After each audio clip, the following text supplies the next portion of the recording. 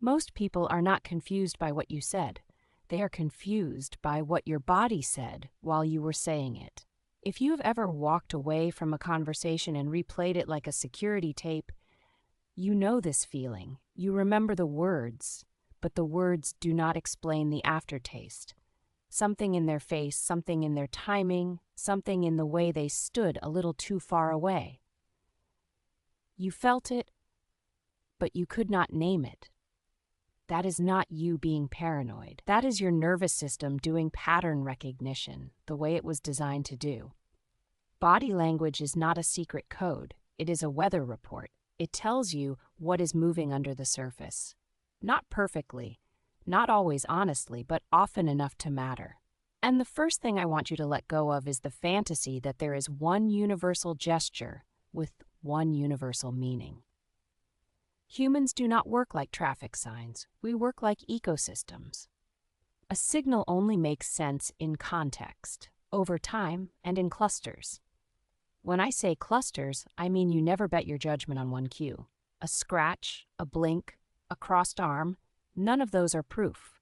They are data. Your job is to collect enough data to see a pattern. That mindset alone will save you from the most common trap in reading people, confirmation bias, which means you notice what supports your guess and ignore what does not. If you decide someone is lying, suddenly every blink looks guilty. If you decide someone likes you, suddenly every smile looks like a promise. So I start with one question. What is the baseline? Baseline means how this person acts when they are not under pressure. Some people fidget when they are calm. Some people avoid eye contact because their culture taught them it is respectful.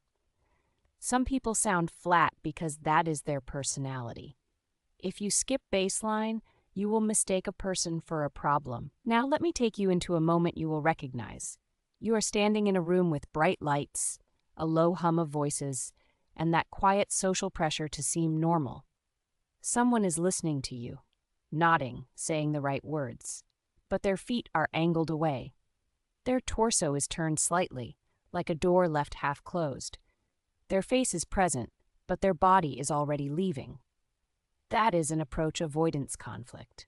In plain language, part of them is staying. Part of them wants out. It does not mean they hate you. It might mean they are overwhelmed, distracted, or trying to be polite while their attention is elsewhere. Attention is the most honest currency we have, and the body spends it before the mouth admits it. The eyes go first, then the feet. Feet are underrated. Feet are the truth tellers because we forget to manage them. When someone is eager, their feet often point toward what they want. When someone is uneasy, their feet angle toward an exit or a buffer zone. I watch feet the way I watch a compass, not to judge, just to orient. Then I watch for tension and release. The body is always negotiating safety. When people feel safe, you see micro-releases. The shoulders drop, the jaw unclenches, the exhale gets longer, the hands open. When people feel threatened, you see micro-armoring. The shoulders rise, the chin tucks, the lips compress, the hands disappear, under thighs, in pockets, behind objects. This is not moral. This is biology. Your autonomic nervous system, which means the automatic part that runs without permission, shifts you between states: fight, flight, freeze, and fawn. Fawn means you become pleasing to reduce conflict. You smile more, you nod more, you agree faster than you actually agree. That is why a smile is not always warmth. Sometimes a smile is a shield. There is a real difference between a smile that reaches the eyes and a smile that only lifts the mouth. The eye smile involves tiny muscle activation around the eyes. It is harder to fake, not impossible, but harder. The mouth-only smile is often social lubrication. It means I am not a threat. It does not always mean I am close to you. I also pay attention to timing. Timing is everything. When emotion is real, it arrives on time. When emotion is performed, it often arrives late. A laugh that comes a beat too late can be a sign of social calculation. Not evil calculation, just management. We are all managing. We are all trying to belong. You can feel this in yourself. Think of the times you nodded while you were still processing, or you smiled while you were disappointed. That is cognitive dissonance, which means your outside behavior does not match your inside state, and your brain feels the friction. Most people do not like that friction, so they either change their behavior or they change their story about what they feel. The body often reveals the friction before the mind admits it. One of the clearest places to see this is in agreement signals. People think agreement is nodding, but real agreement tends to be synchronized. The head nod and the verbal yes land together. The body leans in slightly. The eyebrows lift briefly in recognition. The hands may mirror your rhythm. When someone is complying without agreeing, you might see nodding without warmth. Fast nods that look like they are trying to end the topic. A yes that lands, but the body stays braced. This is where persuasion becomes ethical. You do not push harder. You slow down, you make space, you invite the truth. Mirroring is another signal people romanticize. Mirroring means subtle matching of posture, tone, tempo, or gestures. In plain language, it is the body saying, "I am with you." It can be rapport. It can also be strategy. The difference is again in clusters and context. Natural mirroring is relaxed and imperfect. It comes and goes. Strategic mirroring can look too clean, too fast, like a reflection that moves before you do. If you feel oddly managed, trust that feeling, but still gather data. Now let us talk about self-soothing behaviors. These are the little things people do to regulate their emotions. Touching the neck, rubbing the hands, smoothing clothing, tapping a foot, playing with a ring. These are not tells of deception. They are tells of arousal, which means the body is activated. Activated could mean anxious, excited, attracted, angry, or simply overstimulated. The body uses touch to bring itself down. This is affect regulation, which means managing feelings through actions. A person might rub their palms because they are nervous about being judged. They might do it because they care. They might do it because they are lying. You cannot know from that alone.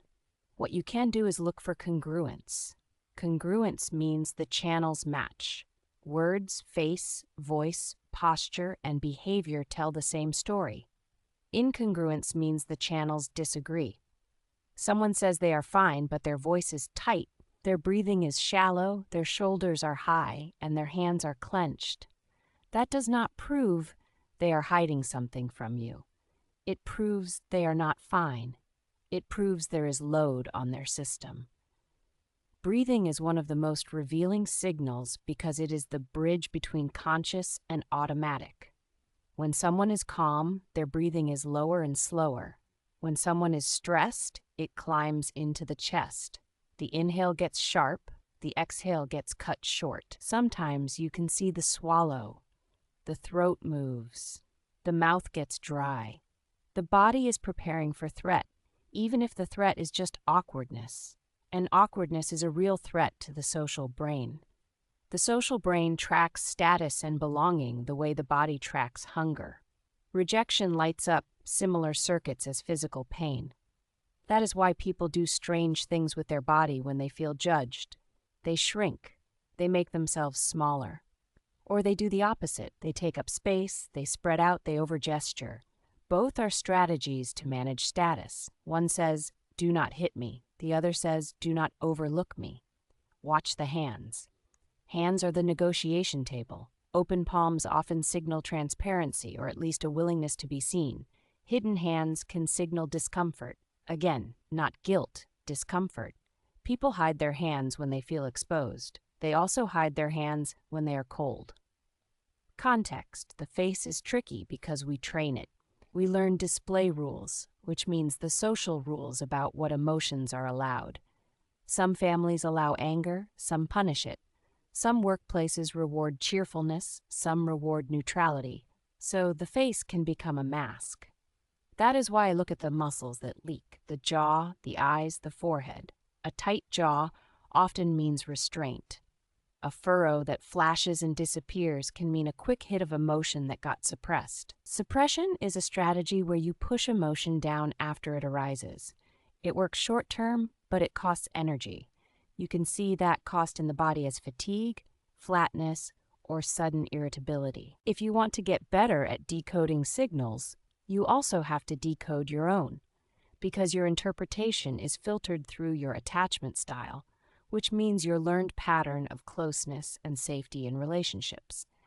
If you have an anxious attachment style, you may read neutral cues as rejection. If you have an avoidant attachment style, you may read closeness cues as pressure. This is not a flaw, it is conditioning. Your brain learned what to look for. The skill is noticing your bias before it writes the story. Here is a practical way I hold it in my mind. I do not ask, what does this gesture mean? I ask, what state are they in? Are they open or closed, settled or activated, approaching or withdrawing, engaging or performing? When you think in states, you stop playing detective and start being accurate. You can test your read in a gentle way without interrogating anyone. You can change your own behavior and watch what happens. If you soften your voice and slow your pace and they exhale, you were probably moving too fast for their nervous system. If you give more space and they step in, they wanted closeness but needed permission. If you stop filling silence and they start talking, they needed room. This is not manipulation. This is calibration. Calibration is the real skill. It means adjusting based on feedback. The body gives feedback constantly. People tell you what they can tolerate, what they want, and what they fear, often without knowing they are telling you. One of my favorite metaphors for this is driving at night in the rain.